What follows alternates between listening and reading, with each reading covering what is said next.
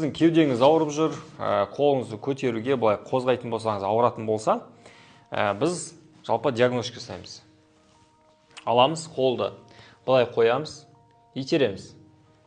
Өте бос. Итерген кезде былай қолмен итермейміз, просто отырамыз сәл, ұстаймыз, стабилизация, жай итереміз. Сустав жалпы мышцы өте әлсіз болып тұр. Қазір бұның сол мышцы ма, яғни кеуденің кіші мышцы, малая грудная мышца болады. Міне жалғанған жерін уқалаймыз, уже адамда реакция болады. Уже түрін ауырт, не істеп жаңағы ауыртып жатыр деген сияқты түрімен көрсетеді. Бұлай басамыз, тура жалғанған жерлерін, грудная мышцын. Жай зигзаг қылып, бүйтіп басып шығамыз, и қайтадан көреміз. Қолыңды көтер. Итереміз, қаттырақ.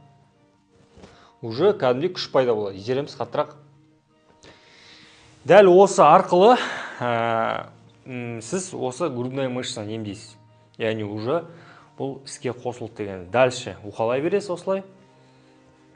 Біраз уақыт. Қайтадан әкелеміз. Итереміз, қаттырақ. Міне.